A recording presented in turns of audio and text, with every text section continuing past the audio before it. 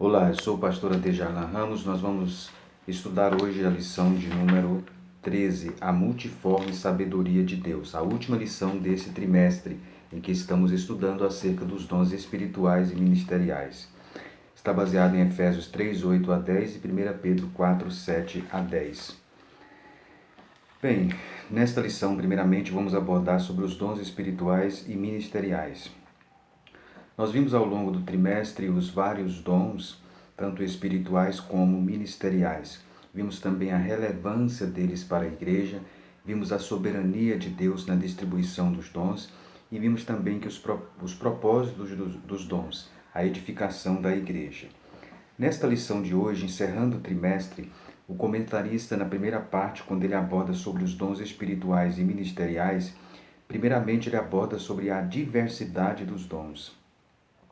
Em 1 Coríntios 12, 8 a 10, são citados 9 dons do Espírito, mas os dons não se limitam a estes. Nós temos outras passagens na Bíblia que também abordam acerca dos dons, como Romanos 12, 1 Coríntios 12, 1 Pedro 4, 10 e 11, Hebreus 2, 4, também Efésios 4, 11, 7 a 11, 2 Timóteo 1, 6. São alguns textos bíblicos em que a Bíblia fala sobre a existência de outros dons. O que a gente pode ver à luz desses textos que nós acabamos de citar é que os dons então são diversos, tanto na esfera ministerial quanto na esfera também espiritual. Além de serem diversos, os dons espirituais também são amplos. O texto de Efésios fala sobre a multiforme sabedoria de Deus. Um dos elementos ou dos atributos de Deus é a sabedoria. Deus é apresentado na Bíblia como um Deus sábio. Isso quer dizer que Deus utiliza os melhores meios para alcançar os melhores fins. E uma das formas que a sabedoria de Deus se manifesta é através dos dons espirituais e ministeriais. Os dons, então, eles são dádivas de Deus. No ponto 3, ele comenta sobre dádivas do Pai. Eles são amplos, eles são diversos e eles são dádivas do Pai. Aliás, a própria palavra dons, ela quer dizer, então, presente, dádivas. Essas dádivas, Deus tem dado muitas coisas para a sua igreja. Deus tem dado muitas coisas para a sua igreja. Deus tem dispensado a sua igreja muitas coisas, né? Para através da pregação do Evangelho, a igreja então comunicar as boas novas de salvação ao mundo. Dentre essas dádivas do Pai, ele comenta, por exemplo, a dádiva do amor. Deus tem nos concedido o amor. Deus nos amou, nós fomos alvos do amor de Deus, e o amor que Deus dispensou a nós, ele também nos desafia a amar os outros. Está aí as referências bíblicas, João 1,14 e João 3,16. Nós temos também a dádiva da filiação divina. Deus também nos tornou filhos dele. João 1,12. E agora nós somos membros da família de Deus. Efésios 2,19. Outra dádiva do Pai para nós foi a reconciliação. 2 Coríntios 5,19. A Bíblia fala sobre o ministério da reconciliação. Então veja, Deus nos concedeu o seu amor, a filiação divina e a reconciliação. Isso são dádivas do Pai. Então, os dons espirituais e ministeriais, eles também estão incluídos nessas dádivas do Pai. Além de Deus nos amar, além de nós nos tornarmos filhos de Deus e além de nós sermos reconciliados com Deus mediante a morte, o sacrifício de Cristo na cruz, nós também temos os dons, então, atuando em nós, tanto os dons ministeriais quanto os dons espirituais. Mas a Bíblia também nos mostra que nós devemos exercer os dons como bons dispenseiros. E para isso nós vamos então recorrer ao texto de 1 Pedro, no capítulo 4, e o versículo de número 7 a seguir, nós temos aí um dos textos do Novo Testamento que aborda acerca dos dons. O apóstolo Pedro, na sua carta, ele escreve para um grupo de cristãos que estavam sofrendo, padecendo perseguições, e ele escreve para encorajá-los a permanecer firmes. Então, durante a sua primeira carta, ele aborda sobre a salvação, a grandeza da salvação, a herança futura que nós vamos ter no céu. Esta salvação foi preservada por Deus. Isso deve ser um estímulo para nós vivenciarmos no período de perseguições. Essa salvação que nós herdamos e a herança que nós vamos herdar no futuro, ela tem consequências para nós. Isto faz com que nós sejamos então peregrinos aqui neste mundo, que nós persistamos no amor e que nós vivamos também uma vida íntegra aqui diante dos homens, de submissão. Submissão a Deus, submissão ao governo, submissão aos senhores. Também ele fala da submissão dentro do âmbito familiar. E também viver uma vida honrosa. Mesmo vivendo sob perseguições, o apóstolo Pedro estimula os seus leitores a viver uma vida digna do Evangelho, mesmo sob o fogo da perseguição. É isso que ele diz em 1 Pedro capítulo 3, versículo 13, até o capítulo 4, versículo 6. Quando chega no capítulo 4 de 1 Pedro, o versículo 7 até o 5, 11, o apóstolo Pedro, ele nos adverte a lembrar da volta de Jesus. E quando ele nos adverte, então, a lembrar da volta de Jesus, ele faz uma advertência quais são as responsabilidades que nós temos mediante, então, a certeza da vinda de Jesus. Então, o apóstolo Pedro, nesse texto, ele está encorajando os seus leitores a servir uns aos outros em amor e exercer também os dons espirituais. Isso faz parte, então, da como o cristão deve viver uma vida em comunidade. Né? Como o cristão deve viver uma vida em comunidade.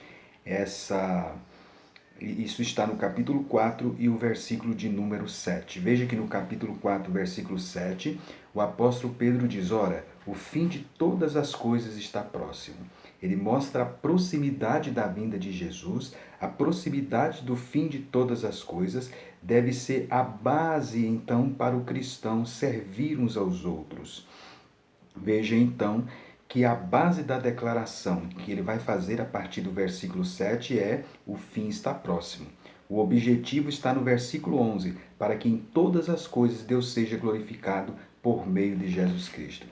Pedro, então, no versículo 8, diz que o fim de todas as coisas está próximo, sede, portanto, criteriosos e sóbrios a bem das vossas orações. Ele recomenda, ele lembra que o fim está próximo, ele recomenda nesse texto a ser criterioso, quer dizer, a ser sóbrio, a ser prudente, e nesse texto também ele faz uma ligação entre sobriedade e critério que está ligado à oração. Ele diz: a bem de vossas orações, no versículo de número 7. Bem, quando chega no versículo de número 8, o apóstolo Pedro ele diz: acima de tudo, porém, tende amor intenso uns para com os outros, porque o amor cobre multidão de pecados. Veja que nesse texto o apóstolo Pedro está falando sobre a vida em comunidade. E nesta vida em comunidade, ele então recomenda o exercício, a prática, então, a vivência então do amor. Além de viver com sobriedade e vigilância, é isso que o comentarista comenta no ponto 1 da segunda parte, também ele recomenda, o apóstolo Pedro recomenda o amor.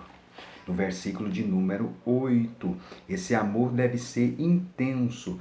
A palavra intenso aqui, na Almeida Revista Corrigida, é traduzido como ardente. Na NVI é traduzido como sinceramente. Então, o amor deve estar acima de tudo. Esse tudo que ele fala no versículo 8 é uma referência às outras virtudes que são mencionadas no versículo anterior. Quer dizer, acima das virtudes que ele citou no versículo anterior, deve estar em evidência a virtude, então, do amor. O amor cristão está acima de todas as virtudes cristãs. É este o ensino, então, do apóstolo Pedro. E ele diz aí no texto que o amor cobre uma multidão de pecados. Esse texto precisa ser bem compreendido. A multidão de pecados que ele está falando aqui são as transgressões dos irmãos contra os outros. Então, está em foco aqui a transgressão que um irmão comete em relação ao outro, Pedro está dizendo que se houver então o amor cristão, este amor cristão vai então cobrir estes pecados. Cobrir aqui tem o sentido de perdoar, de tolerar, de reagir sem ódio. É o sentido então do termo. Então, quando diz que o amor cobre multidão de pecados, aqui não está em foco uma substituição do sacrifício de Cristo na cruz. Os pecados que está falando aqui é as transgressões de um irmão contra o outro. Quando está em evidência o amor cristão, então não se leva em conta, se tolera, não se reage com ódio com determinadas atitudes dos irmãos. É isso que o apóstolo Pedro chama então de cobrir uma multidão de pecados. Bem, logo no versículo, então está em foco aí o amor. No versículo 9, Pedro enfoca a hospitalidade. Sede mutuamente hospitaleiros sem murmuração. Ao pé da letra, a palavra hospitaleiro significa amor dos estrangeiros. Daí a ideia, então, de alguém que é generoso para com os hóspedes. Essa palavra aparece 3 vezes no Novo Testamento, como parte dos requisitos para presbíteros e pastores. Aliás, 2 vezes em outros momentos. Aparece 3 vezes aqui, incluindo Pedro. E aparece 2 vezes, um em 1 Timóteo 3:2 e Tito 1:8. É uma das recomendações para o exercício da liderança na igreja. Hospedar as pessoas em casas no século I era mais do que oferecer abrigo por dias ou 2. Envolvia o quê? Envolvia comunhão, envolvia serviço. Ou seja, no ambiente hostil, no ambiente de pobreza, os cristãos poderiam saber que eles poderiam encontrar abrigo na casa dos irmãos.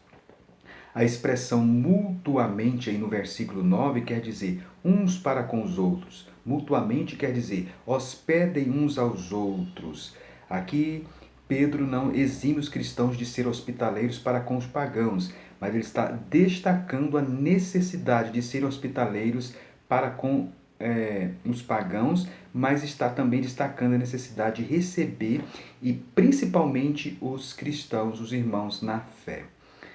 E o texto diz que essa hospitalidade deveria ser sem murmuração. Está no versículo, então, de número 9, que nós estamos enfocando. Murmurar significa queixar-se, é uma atitude de insatisfação. Então, os cristãos deveriam hospedar os outros em casa. O exercício da hospitalidade deveria ser, então, sem murmuração. Uma das coisas que mais contribuiu para o avanço do evangelho no mundo greco-romano foi a hospitalidade dos cristãos. Os cristãos viajavam de uma parte para outra do império, no mundo greco-romano, e se hospedavam na casa dos cristãos. Isso contribuiu para o avanço do evangelho no mundo antigo. Isso é enfocado também na carta de João, 2ª e 3ª João. Bem, depois o apóstolo Pedro, então veja que a nossa lição comenta aí na segunda parte, comentou sobre a sobriedade, a vigilância, o amor, a hospitalidade e, em terceiro lugar, o dispenseiro deve administrar com fidelidade o exercício dos dons. No versículo de número 10, 1 Pedro 4,10, Pedro disse: servi uns aos outros, cada um conforme o dom que recebeu, como bons dispenseiros da multiforme graça de Deus. Pedro está exortando os irmãos a servirem uns aos outros conforme os dons que receberam.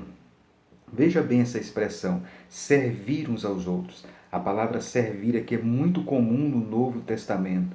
O sentido da palavra servir aqui é o mesmo de onde vem a palavra diácono. Fala de serviço na igreja.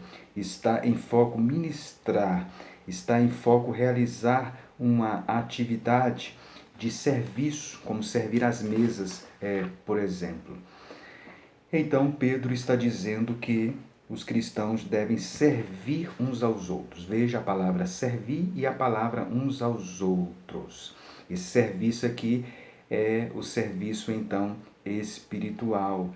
É o serviço de servir, de ajudar. Está em foco também o elemento material. Veja que o serviço deve ser cada pessoa. Olha bem a expressão cada um. Esse cada um aqui, que é muito enfatizado na frase, Pedro quer mostrar que cada cristão tem a capacidade e o dever de servir aos demais. Cada um. Cada um quer dizer, então, todos podem e todos devem. Todos podem servir uns aos outros. Todos têm dons e todos devem servir uns aos outros. É muito importante você enfatizar a expressão cada um que aparece aqui no versículo 10. Todos têm dons e todos devem utilizar os dons. Bem, então ninguém está isento de ministrar e servir dentro de uma comunidade cristã. Todos, cada um é o que disse o apóstolo Pedro. Ele diz conforme o dom que cada um recebeu. Todos os cristãos são agraciados por Deus com alguma capacidade de serviço na comunidade cristã, ou aos que estão fora dela, tanto aos que estão dentro quanto aos que estão fora da comunidade cristã.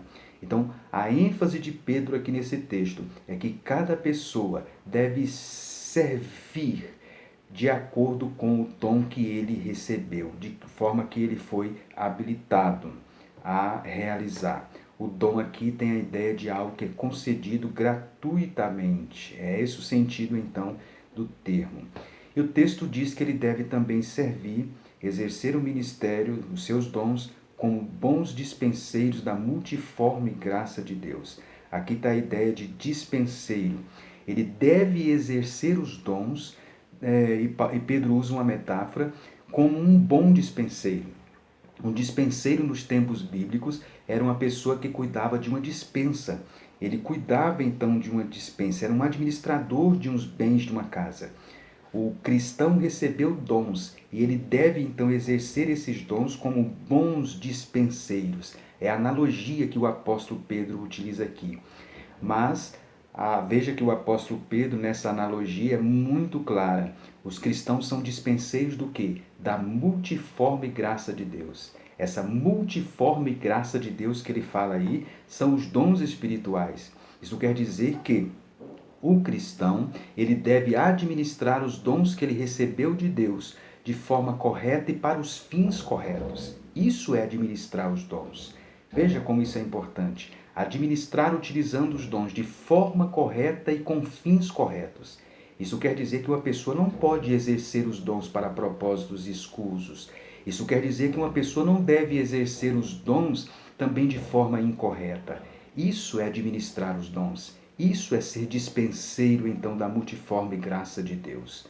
Portanto, os dons espirituais. E o apóstolo Pedro também diz nesse texto da multiforme graça de Deus. Se alguém falar, fale conforme os oráculos de Deus. A fala aqui está em foco a fala pública, está em foco aqui certamente a pregação, o ensino. Se alguém tem o dom de ensinar e de pregar, que fale conforme os oráculos de Deus ou conforme a palavra de Deus. Se alguém serve, deve servir conforme Deus supre. Veja a expressão servir aqui no texto. E diz também para que em todas essas coisas Deus seja glorificado. O propósito do exercício dos dons é que Deus seja glorificado, conforme está no versículo de número 11. Deus seja glorificado, então, em todas as coisas. E o apóstolo Pedro diz assim, no finalzinho do versículo 11, a quem pertence a glória e o domínio pelos séculos dos séculos. A glória e o domínio pertencem a Deus e glorificar a Deus através do exercício dos dons deve ser o fim último da vida do cristão. Portanto, prezado professor, prezado aluno, finalizando então essa lição de escola dominical, nós podemos então, que você possa enfocar esse texto de 1 Pedro 4, 7 a 11. É muito importante a multiforme sabedoria de Deus. Então, encerrando esse trimestre, estimule os seus alunos a exercer os dons de maneira como Deus os concedeu, de maneira sábia, de maneira correta e com fins também proveitosos. Que Deus, portanto, o abençoe. Que você possa, então, chamar a atenção dos alunos nesta última lição, que é o fechamento dessa temática, para que eles possam, então, ser bons dispenseiros dos dons que Deus tem concedido a eles. Assim nós encerramos então a lição desse trimestre, dons espirituais e ministeriais, servindo a Deus e aos homens com poder extraordinário.